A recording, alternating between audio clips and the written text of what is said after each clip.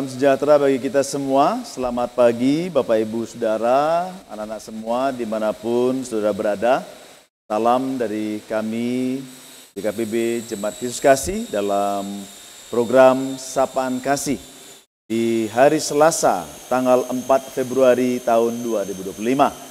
Kita mengucap syukur kepada Tuhan hari ini atas segala pertolongan dan berkat-Nya. Dan kita juga akan mendengar sebagian dari firman Tuhan yang akan mendasari kegiatan kita. Oleh karena itu, sebelum kita melanjutkan bacaan kita, mari kita berdoa terlebih dahulu. Bapa Surgawi, kami bersyukur Engkau memberikan kami hari yang baru. Kami bersyukur untuk udara segar yang boleh kami hirup.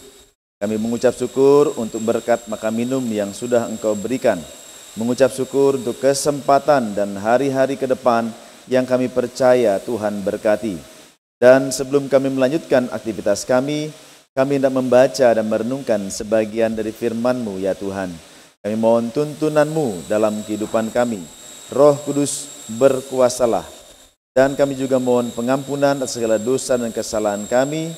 Dan tuntunlah kami senantiasa untuk hidup benar di hadapan-Mu. Ini doa kami.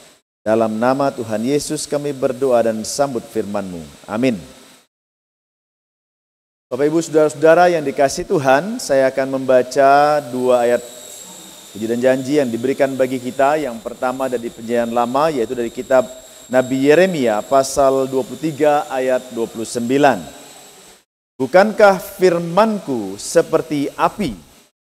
Demikianlah firman Tuhan, dan seperti palu yang menghancurkan bukit batu. Yang kedua dari Perjanjian Baru diambil dari kitab Ibrani pasal 4 ayat 12. Sebab firman Allah hidup dan kuat dan lebih tajam daripada pedang bermata dua manapun.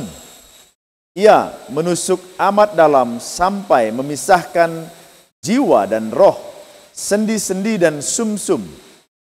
Ia sanggup membedakan pertimbangan dan pikiran hati kita. Demikian sabda Tuhan, dan yang berbahagialah kita semua yang membaca dan merenungkan firman Tuhan serta memelihara dalam hidup sehari-hari. Haleluya.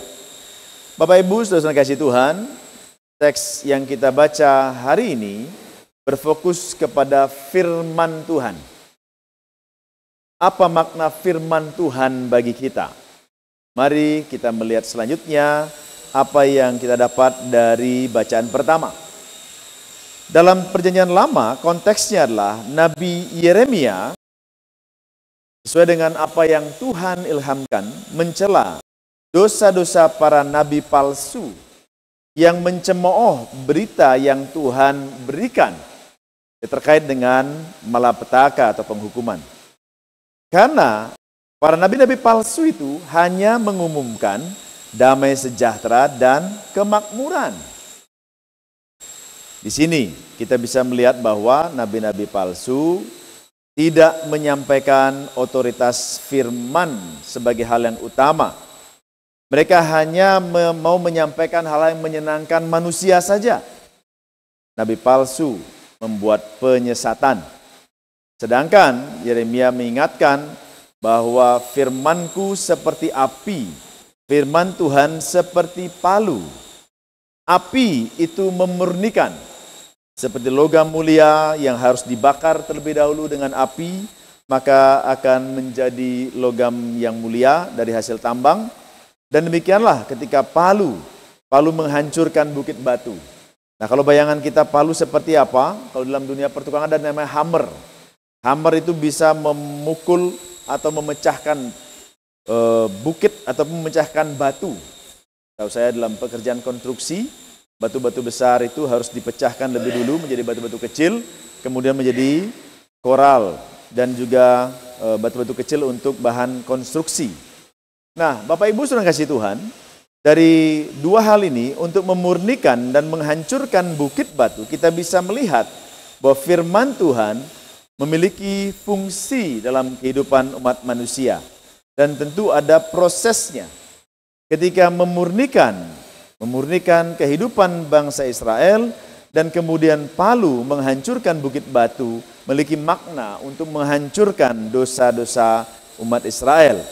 Sesungguhnya bahwa Tuhan inginkan bangsa Israel berbalik, namun mereka lebih senang apa yang disampaikan oleh nabi-nabi palsu yang justru membuat bangsa Israel menjauh.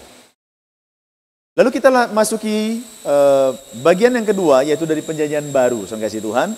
Dari Ibrani pasal 4 ayat yang ke-12. Kita bisa melihat sesungguhnya kelanjutan dari perjanjian baru ini, kelanjutan dari perjanjian lama, mengingatkan bahwa firman Allah memiliki fungsi sesungguhnya yang merupakan menjawab kebutuhan manusia. Akan apa? Akan suatu hal dalam kehidupannya untuk membangun, membentuk kehidupan manusia sesuai dengan yang Tuhan harapkan. Sejalan dengan hal itu, Efesus pasal 6 ayat 17 berkata begini, terimalah ketopong keselamatan dan pedang roh, yaitu firman Allah. Pedang roh. Firman Tuhan diibaratkan seperti pedang. Pedang itu bagaikan senjata. Kalau senjata harusnya bahannya kuat. Fungsinya apa? Tentu ini mematikan fungsinya, dia harus memiliki sifat tajam. Oleh karena itu firman Tuhan memberikan kita senjata untuk melawan godaan, senjata untuk menghadapi cobaan dan tantangan dalam kehidupan. Saudara-saudara yang dikasihi Tuhan, di sini juga kita bisa melihat dalam kitab Ibrani bahwa firman Allah dikatakan hidup. Kalau dia hidup, dia punya otoritas. Tidak bisa dia kendalikan. Dia punya kekuatan, dia punya ketajaman. Bahkan dikatakan di sana lebih tajam daripada pedang manapun, pedang bermata dua manapun. Bapak Ibu Saudara, apa hubungannya hal-hal ini semua? Kita mencoba melihat dalam pasal 4, sungguh diberi judul oleh LAI, Hari Perhentian yang Disediakan Allah. Perhentian ini adalah akhir kehidupan manusia, namun juga kita bisa melihat adalah yang dimaksud adalah perhentian yang kekal. Oleh karena itu sesungguhnya dalam hidup manusia adalah dalam berjuang senantiasa, karena kita harus berusaha masuk ke dalam peristirahatan itu. Dan di sini kita bisa melihat bahwa dalam proses menuju perhentian kekal itu, Tuhan menuntun kita dengan firman-Nya.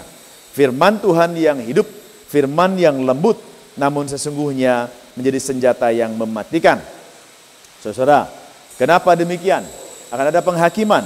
Karena dalam ayat 13 dijelaskan, tidak ada suatu makhluk pun yang tersembunyi di hadapannya, sebab sejak satu telanjang dan terbuka di depan mata dia yang kepadanya kita harus memberi pertanggungan jawab.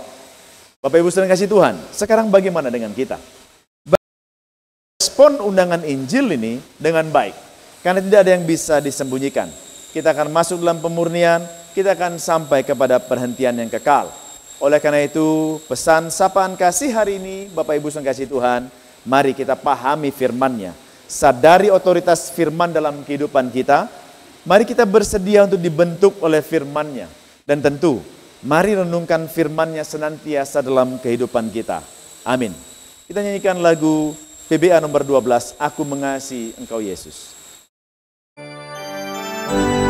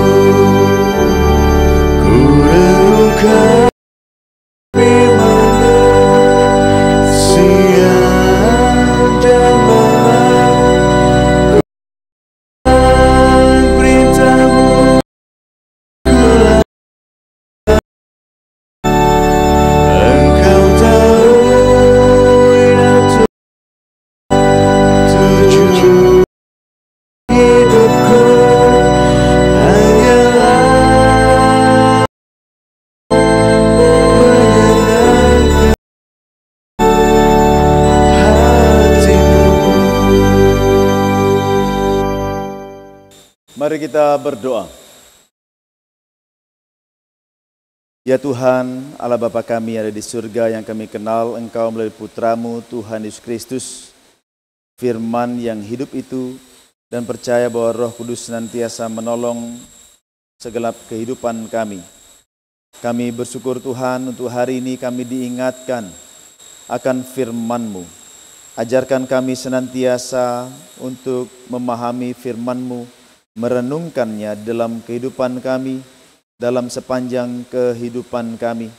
Biarlah tiada hari yang terlewatkan tanpa firman-Mu, dan biarlah firman-Mu senantiasa menuntun langkah kehidupan kami, langkah kehidupan anak-anak-Mu, ya Tuhan. Bapa Surgawi, pada saat ini kami datang membawa dalam doa untuk saudara-saudara kami dimanapun mereka berada. Kami berdoa untuk kegiatan hari ini. Saudara kami yang bekerja, berkati mereka ya Tuhan. Baik yang bekerja di luar rumah, yang bekerja di dalam rumah. Anak-anak kami yang bersekolah, anak-anak kami yang bekerja, Tuhan memberkati mereka semua. Kami juga dalam doa untuk keluarga-keluarga, biarlah firman Tuhan menjadi kekuatan bagi mereka. Juga kami berdoa untuk saudara kami yang mengalami kelemahan tubuh, biarlah juga firman Tuhan menguatkan mereka, percaya bahwa kesembuhan akan menjadi bagian dalam hidup mereka. Sehingga mereka yang ada di rumah sakit, mereka yang ada di rumah, Tuhan kuatkan, Tuhan pulihkan dalam nama Tuhan Yesus. Kami juga dalam doa untuk saudara kami yang dalam pergumulan mereka, Tuhan menolong dan Tuhan menguatkan, dan firman Tuhan adalah janji ya dan amin, akan menjadi kekuatan dalam kehidupan mereka. Saudara kami yang bepergian, Tuhan sertai. Saudara kami dalam semua aktivitas hari ini, Tuhan berkati. Terima kasih Tuhan. Kami juga membawa dalam doa untuk pembangunan yang sedang berlangsung di JKK. Tuhan sertai. Kehidupan jemaat sekalian, Tuhan yang berkati. Ini doa kami Tuhan. Di dalam nama Tuhan Yesus kami berdoa. Amin. Bapak Ibu Saudara-saudara yang dikasihi Tuhan, demikian sapaan kasih di hari Selasa 4 Februari. Sampai jumpa di hari mendatang. Salam bagi kita semua.